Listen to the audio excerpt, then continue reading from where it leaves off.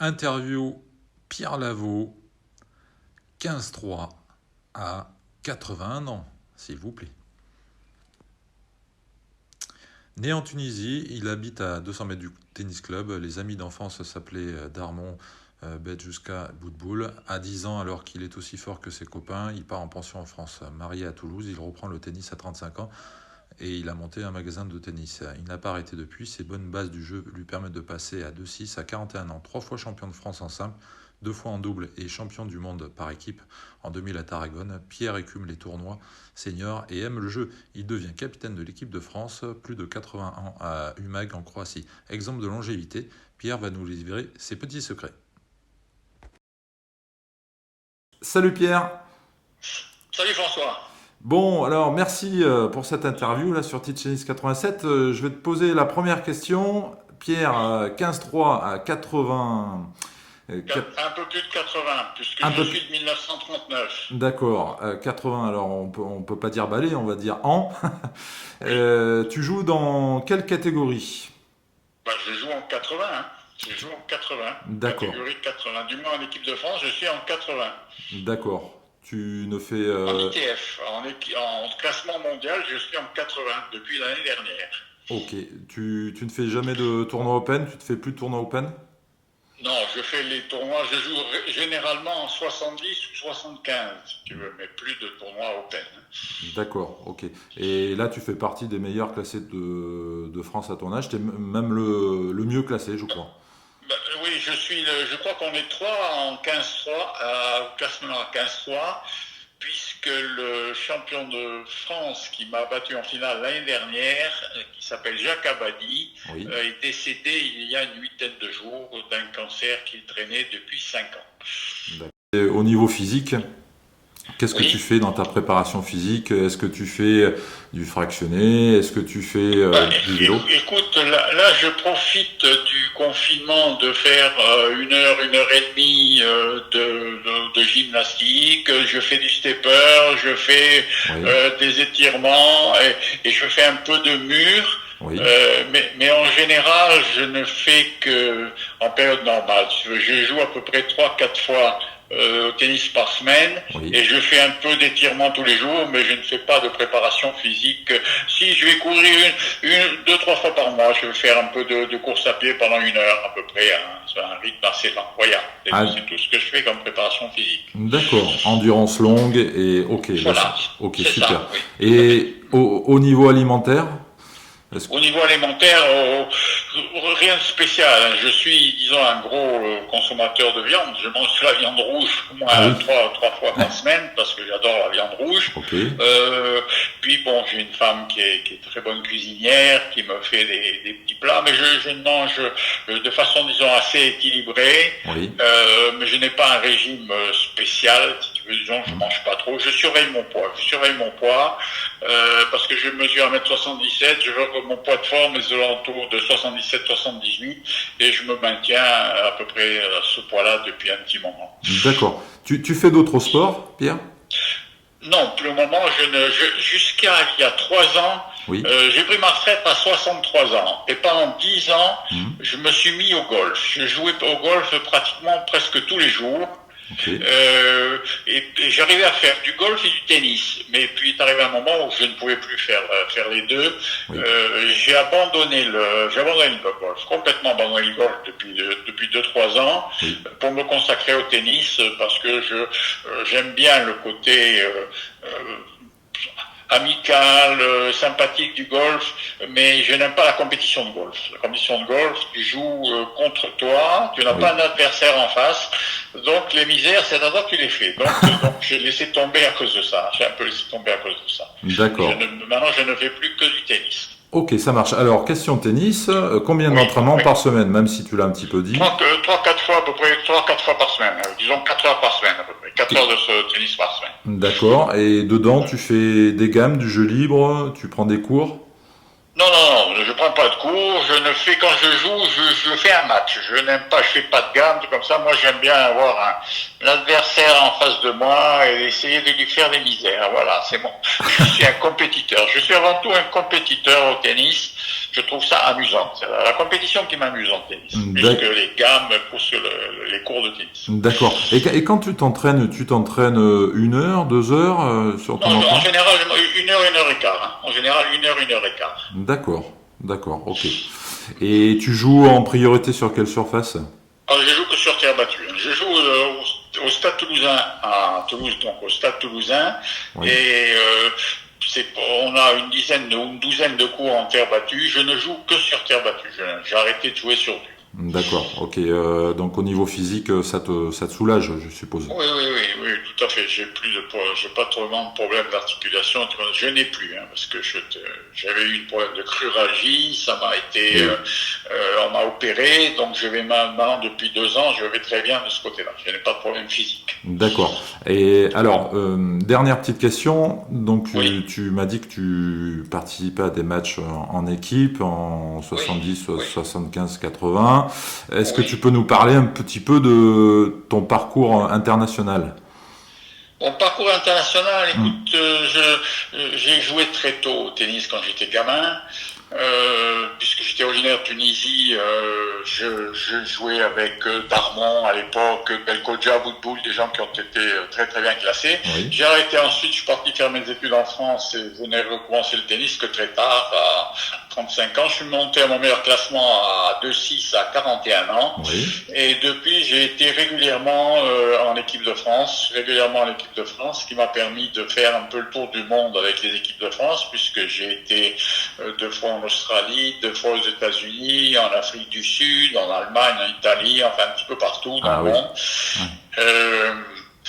Voilà, donc ça fait une 15 ou 20 ans, 30 ans même que je suis régulièrement en équipe de France. D'accord, ok. Tu participes au tournoi ITF. Oui, maintenant je fais des tournois ITF depuis donc je suis à la retraite. Je fais des tournois ITF généralement en Espagne.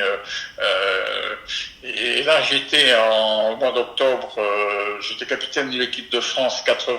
On a fait les championnats du monde à Umag en Croatie. D'accord. Avec l'équipe de France. D'accord. Alors tu me disais qu'au niveau du jeu, Oui. que certains, que toi, t'étais le meilleur français hein, en classement, et puis t'es souvent champion de France. Tu me disais que au niveau international, t'avais quelques personnes qui jouaient 15-1-15. Oui, disons dans ma catégorie en 80, il y a 2 joueurs qui dominent très nettement la catégorie, et ça depuis plusieurs années. Un s'appelle Peter Pokorny, c'est un Autrichien qui a reçu en 2019 un grand prix international qui a été remis d'ailleurs pendant le tournoi de Wimbledon pour ses titres de champion du monde, parce qu'il a dû être au moins une vingtaine de fois champion du monde dans la catégorie vétéran. Et à l'heure actuelle, c'est ça. Il est né en 1940, donc c'est sa première année en 80. Il doit jouer au moins 15 ans. Pour moi, il joue au moins 15 ans, puisque moi je suis 15-3. J'ai rencontré 2 fois. J'ai fait à chaque fois pas plus d'un jeu par set. D'accord. Un autre, c'était à l'époque, Pokorny était dans les 20 premiers mondiaux, puisqu'il avait même battu Pierre Darmon. Quand il avait 25 ou 25 ans, il a battu Pierre Darmon. Ah oui, donc ça a été... pardon, excuse-moi, ça a été un première série. Ah oui, non, c'était un joueur international dans les 20 premiers mondiaux. Ok. Il y en a un autre qui est de 39, donc qui a un an de plus que Pokorny, qui est de la même année que moi, qui est même du même mois, je crois. Oui. Il s'appelle Pinto Bravo. C'est un ancien joueur de Coupe Davis pour le Chili. Lui, actuellement, il est classé numéro 2 mondial derrière Pokorny. Il joue aussi au moins 15 ans. D'ailleurs, il a battu 1 ou 2 fois Pokorny l'année dernière, je pense. D'accord. Oui. Et au niveau du jeu, alors qu'est-ce qui te pose problème par rapport à eux? Est-ce que c'est de la puissance? Est-ce que c'est du mental? Est-ce que c'est tout. Ils ont un jeu complet. Ils mettent la balle vraiment où ils veulent. Ils pratiquent. Ils ont une amortie redoutable que tu ne vois pas, tu ne peux pas l'anticiper. Et ils sont très très vite sur la balle. Ils ont une anticipation au-delà des joueurs de ma catégorie. On voit vraiment des gens qui sont au-dessus du lot, quoi, ça sans problème. Ah oui. Ça vient dans leur anticiper. puis ils ont plus la condition physique, hein, malgré leur âge, ce sont des gens qui sont vraiment en bonne condition physique également. Ils n'ont pas des balles spécialement rapides, mais ils mettent la balle vraiment où ils veulent et au moment où ils choisissent. Ah oui, et puis en plus, ils ont l'œil, ils anticipent bien. Ils ont un coup d'œil au-dessus de la moyenne, quoi. Complètement au-dessus de la moyenne. Et voilà. donc au niveau physique, ils sont plus forts que toi? Plus fort que moi, non. Ils sont au même niveau physique que moi, mais avec toutes les autres, avec des qualités de jeu que moi je n'ai pas. D'accord. Que je n'aurai jamais, voilà. D'accord. Et toi, est-ce que tu peux nous parler un petit peu de ton jeu? Comment tu joues? Moi, mon jeu, quand j'avais 40-50 ans, j'étais capable de rester 3 heures sur un court et de galoper dans tous les sens. J'avais une excellente condition physique. Oui. Et puis, en vieillissant, je me suis aperçu que les échanges, je ne pouvais plus les faire durer aussi longtemps. Donc, j'ai essayé de raccourcir les échanges. Oui. Ce que je fais souvent, je m'avance dans le terrain, j'essaye de prendre la balle le plus tôt possible, et souvent donc de faire des amortis, parce qu'en vétéran, l'amorti est une arme d'attaque. Il faut vraiment l'utiliser. C'est vraiment une arme d'attaque. D'accord. On peut pas, disons qu'on peut pas compter sur le service, parce qu'on n'a plus la force physique suffisante pour faire des ailes, mais disons un service relativement bien placé, de façon de pouvoir suivre, de pouvoir avancer dans le terrain et pour terminer l'échange le plus tôt possible. Un peu les armes que l'on utilise en vétéran, je dirais. Ok, donc avis aux amateurs, utiliser l'amorti chez les vétérans. En vétéran, c'est imparable, l'amorti, ça... On n'a plus les jambes de 20 ans, donc ça sert énormément l'amorti. Eh oui, c'est ça. Ouais. Et donc, alors, certainement qu'en partie libre, tu as l'occasion de jouer des personnes de 20 à 40 ans dans ton club, je suppose. Et non, moi si tu veux, je joue au Stade Toulousain. La chance, c'est que le Stade Toulousain était quand même une pépinière de vétérans très importants. Oui. J'ai au moins une dizaine de partenaires qui se situent entre 15-4 et 15-2, d'un âge, disons, entre 62 alentours de 70, maximum 75. Okay. Donc voilà, j'ai un choix de partenaires quand même qui est assez bien réparti. D'accord. Voilà. Vous êtes nombreux au Stade Toulousain chez les vétérans là? Oui, en vétéran, on est très nombreux. On est très nombreux en vétéran. Hein. Oui. Ah oui. On voit que sur les cours, il y a beaucoup plus de vétérans que de jeunes sur les terrains. Bon, peut-être que d'une part, ils sont à la retraite, mais d'autre part aussi, ils ont quand même, en vétéran, on a quand même un bon niveau. C'est-à-dire, on a plusieurs joueurs qui sont entre 15-4 et 15-2, qui ont entre 65 et 80 ans. Hein. D'accord. Et puis après, c'est une grosse rencontre sociale, je suppose. Vous faites des repas entre vous et puis. Oui, bien sûr. Oui, non, il y a une bonne ambiance. Il y a une bonne ambiance dans le club. Ouais, d'accord. Ok. Bon, ça marche. Bon, merci Pierre pour tous ces renseignements. Et puis, ça va permettre notamment aussi aux petits jeunes de se dire que